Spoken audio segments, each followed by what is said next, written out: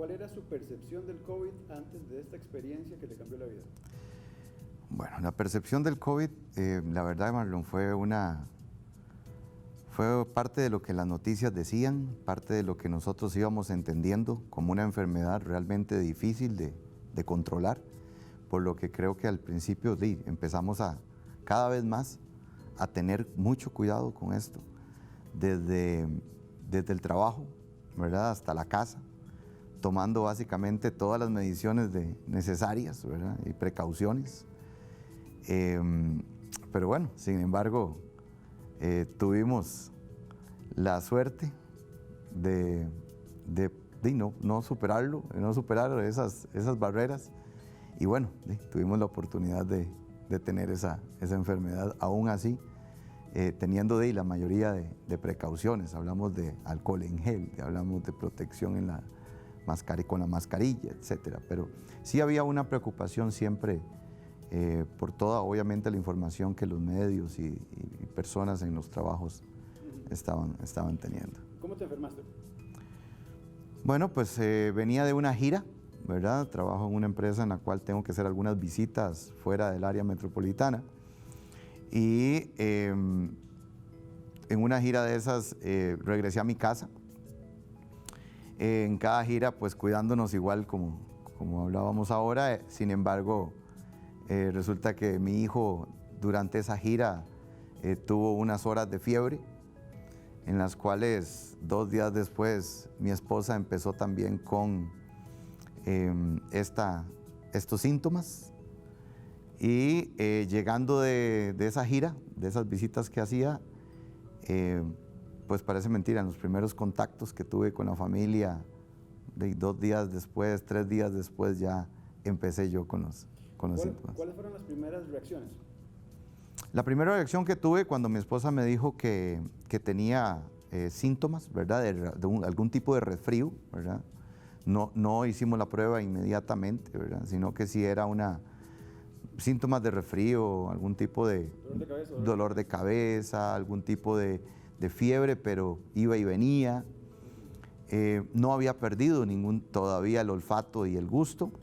Sin embargo, obviamente lo primero que hice fue aislarme en uno de los cuartos, ¿verdad?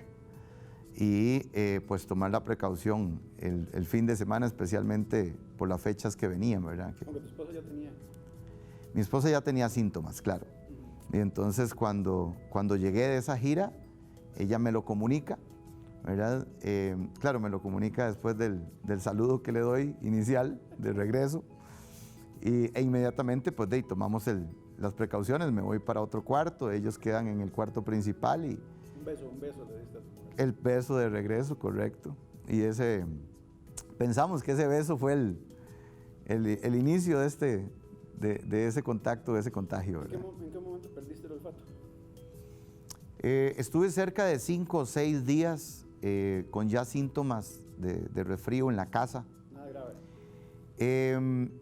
Uno dice nada grave porque en el caso mío, pues gracias a Dios he tenido salud durante mucho tiempo y no he pasado de un resfrío en muchas ocasiones. Es muy importante que la gente sepa que vos no tenías ningún factor de riesgo. Ningún factor de riesgo, ninguno, ni presión alta, ni diabetes, ni nada, básicamente nada. He sido, gracias a Dios, muy sano.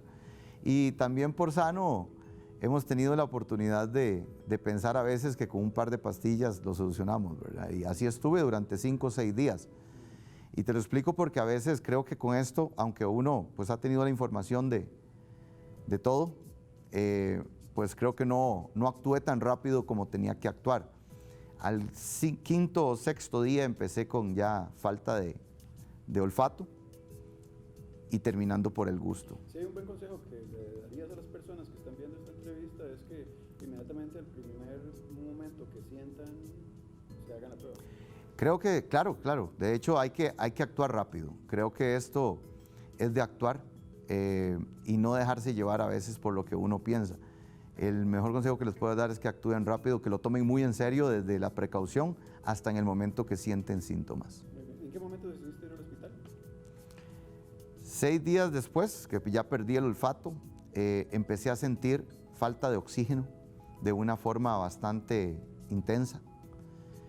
y empecé a sentir un cosquilleo en la espalda, en los pulmones, cosa que nunca había sentido en mi vida, y creo que ahí fue el último ya susto que sentí como para decir, voy a ir a la clínica a realizarme las pruebas o a que me chequen.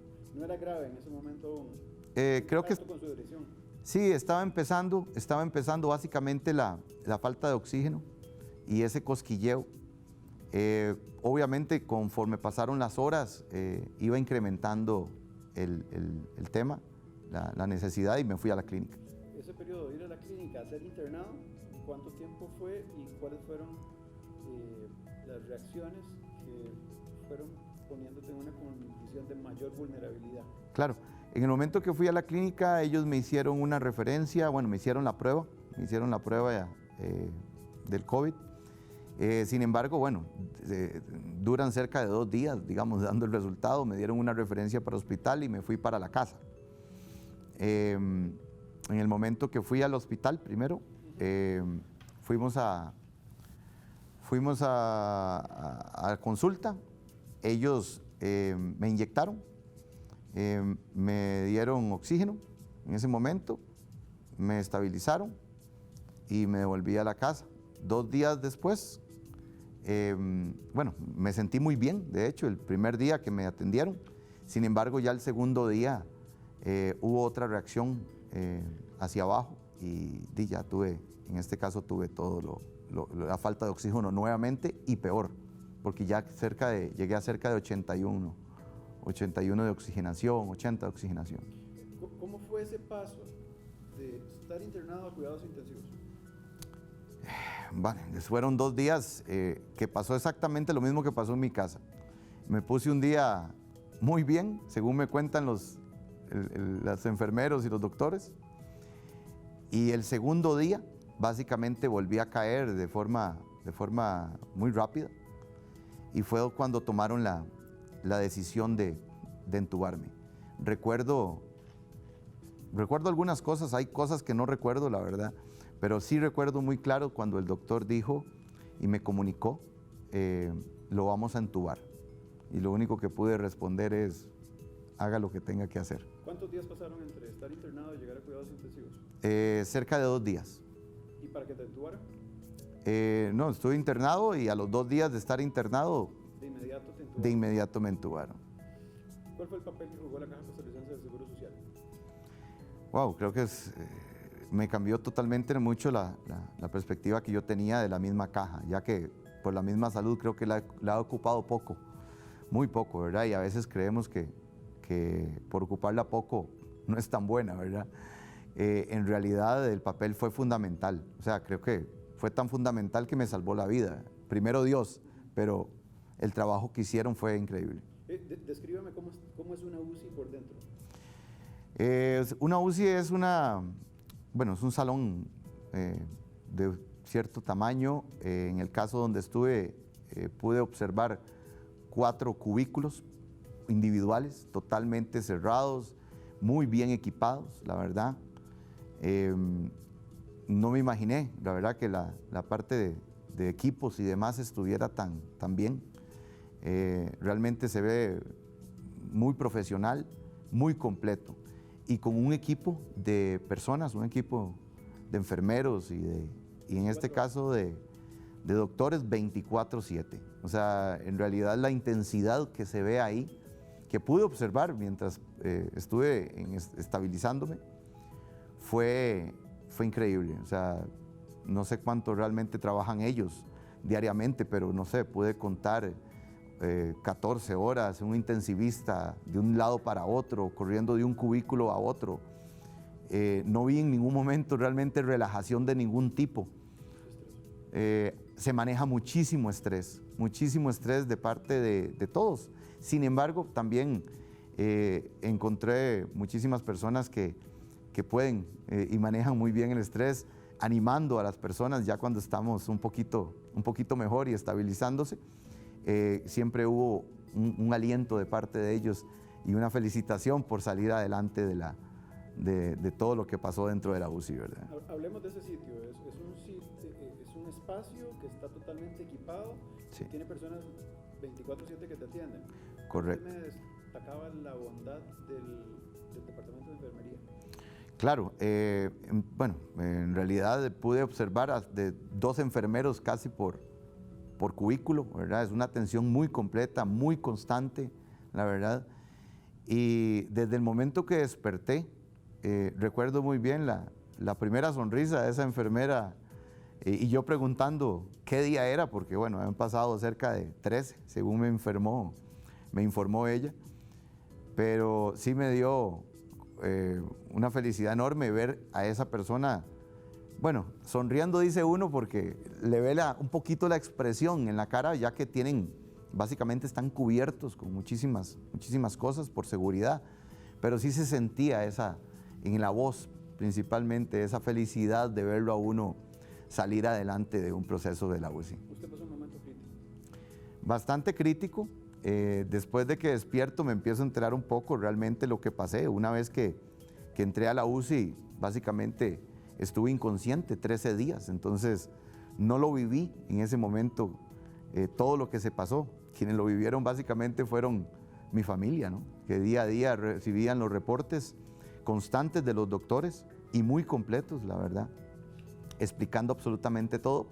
Pero sí, me di cuenta que hubo momentos, días realmente en donde estuvo muy comprometido la acción, ¿verdad?, de salud. Hay algo muy importante, estás incomunicado totalmente, quiero que la gente sepa eso, que estás incomunicado, que estás solo vos viviendo ese momento. Explícale eso a la gente. Claro, nosotros, bueno, una vez que uno entra prácticamente al hospital y te generan el internamiento, básicamente, y en el momento que estás ya en la UCI, básicamente pierdes total comunicación con tu familia. De hecho, en el momento que yo ingreso al hospital, prácticamente no me pude despedir en el momento que salí de la casa por la emergencia. Y cuando llegas ahí, pierdes totalmente comunicación con tu familia. Estás solo, básicamente, sin teléfono, sin nada. ¿Te preocupaba, no, en ese estado que estabas, te preocupaba no poder hablar con ellos, no poder darles un mensaje de cómo te sentías? Claro, bueno, yo perdí totalmente la comunicación y un poco también la conciencia una vez que me informan que voy a la UCI. En ese momento que ya te dicen vas para allá, no me di cuenta, perdí la conciencia, la verdad que no recuerdo esa última llamada que tuve con mi esposa. Sé que el doctor la hizo, hay una foto de parte de mi esposa que tomó en ese momento. Y el doctor hizo básicamente la solicitud de la llamada, en donde mi esposa básicamente sintió una llamada de despedida, básicamente, porque pues obviamente entiende la gente lo difícil que es el tema del entubamiento, ¿verdad? En el momento que te entuban y el riesgo que se da, ¿verdad?, en ese momento. Y después de ahí, te levantas y todavía no tienes comunicación, y en el caso mío pasaron cerca de 15, 16 días para poder volver a ver a mi familia, ¿verdad? ¿Que no recordás nada de eso? No recuerdo absolutamente nada, de hecho no recuerdo ni la llamada.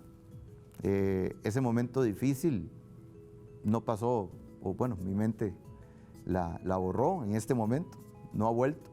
Sé porque me lo han contado, pero no está ahí todavía. ¿Usted vivió una experiencia y quiere dar un mensaje? Por supuesto. Antes de que, bueno, cuando salí avante de esto, tuve la mejor experiencia de mi vida en realidad. Y esto poca gente la entendía cuando sin pensarlo lo decía. Y era básicamente que esto que pasé, se convirtió en la mejor experiencia que he vivido en la vida, que también soy muy sincero, que no quiero volver a vivir, por todo el sufrimiento que las familias obviamente dan y tienen. El mejor mensaje y la mejor experiencia que puedo dar fue cuando estuve en la UCI y tuve la oportunidad de estar en coma. Y digo oportunidad porque en ese momento tuve una experiencia espiritual enorme. durante unos segundos, minutos, en realidad no puedo explicarlo. Eso básicamente, cuando desperté, simplemente mi mente lo repetía y repetía y repetía la experiencia. Tuve la oportunidad de escuchar, en este caso, una voz impresionante, donde no puedo decir que vi una luz, vi un paraíso, vi a una persona, no, en esto te digo la verdad. Escuché una voz impresionante, una voz que es difícil de describirla, muy difícil de describirla porque tiene todo. Tenía firmeza, una firmeza que nunca me imaginé escuchar. Un amor, un cariño. Tanto que básicamente lo primero que esta voz me dijo fue: ¿qué estás haciendo aquí?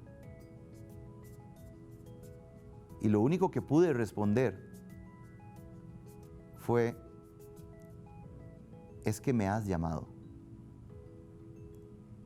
Inmediatamente la voz nuevamente me responde y me dice: no,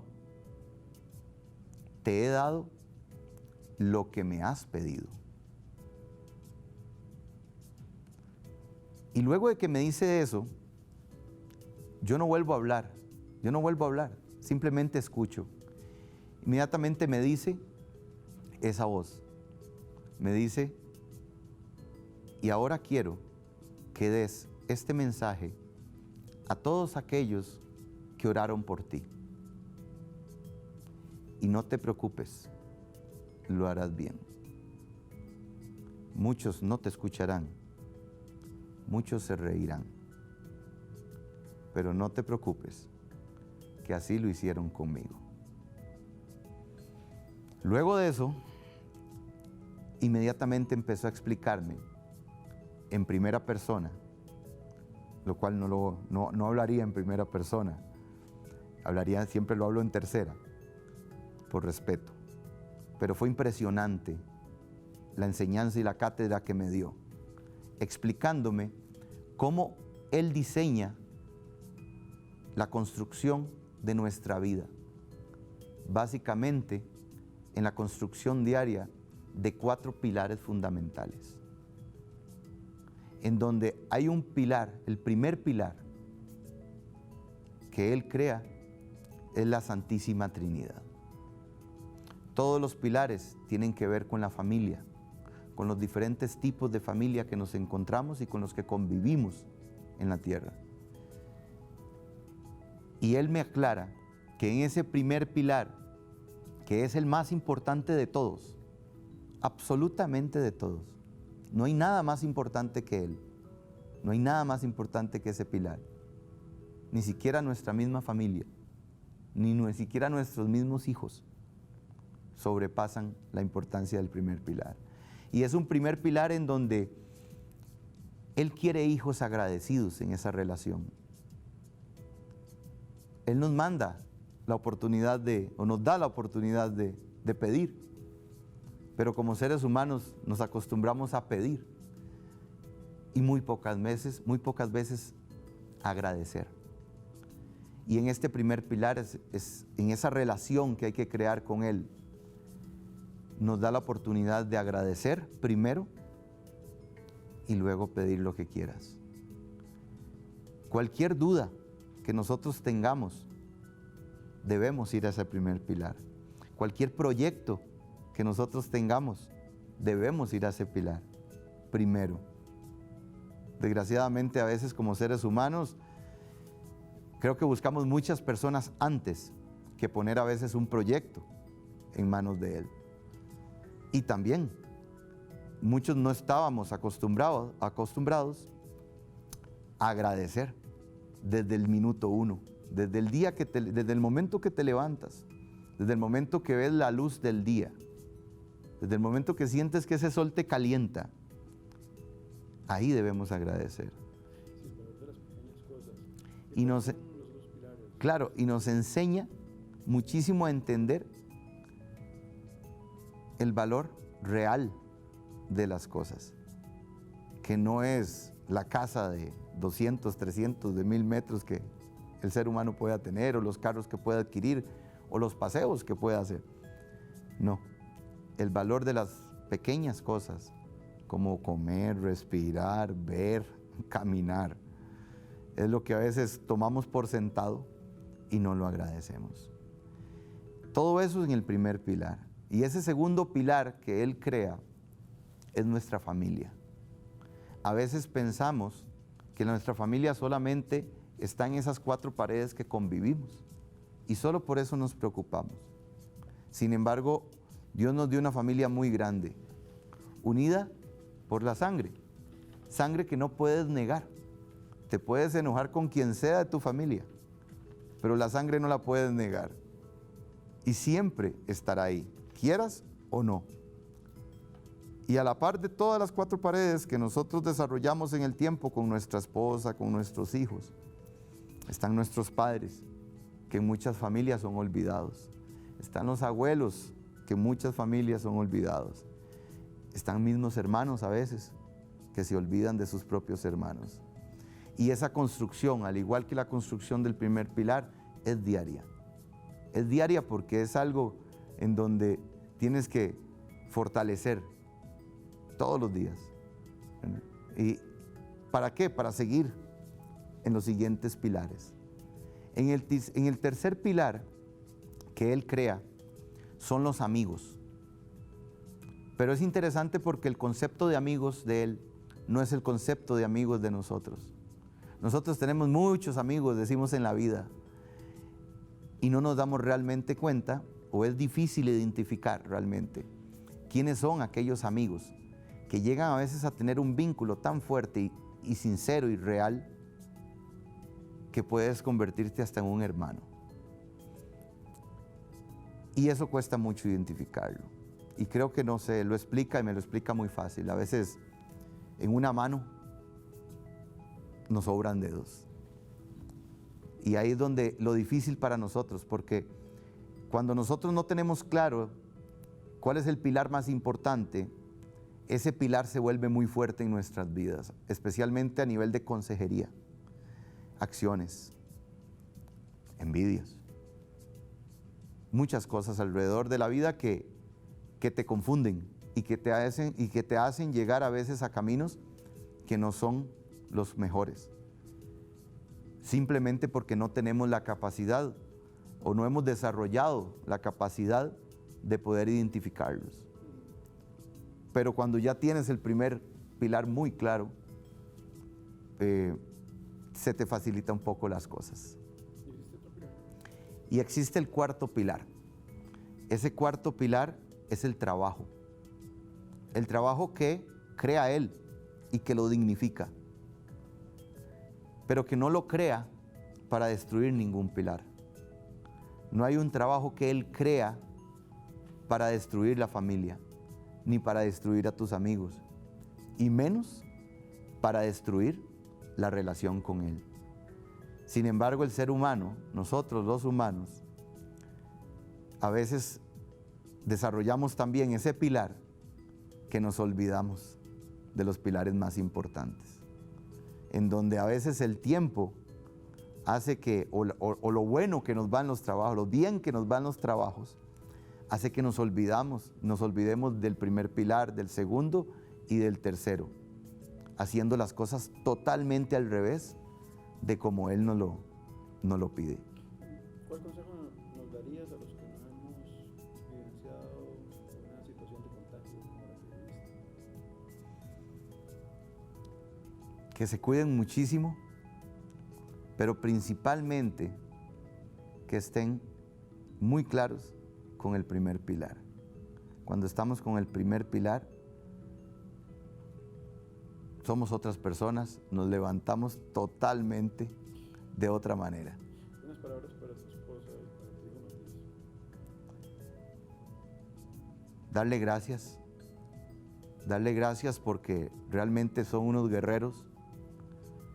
Creo que muchísimas personas creyeron que iba a salir de esto, otras tal vez no, pero creo que ellos nunca dudaron. Personalizar el mensaje, decir los nombres de tu esposa, de tu Y tanto a Alexa como a mi hijo Matías, les agradezco toda la fe que tuvieron en mí, la fe que tuvieron en Dios y todo ese deseo y esas oraciones que dieron y elevaron al cielo para que Christopher Fernández volviera y fuera un sobreviviente hoy del COVID y que pudiera dar este relato, dar este testimonio y entender cómo debe de vivir a partir de ahora su nueva vida, porque créeme que esto es una nueva vida. Matías, Alexa, gracias por ser lo que son, de los guerreros que son, y los amo realmente infinito, infinito, como lo es Dios.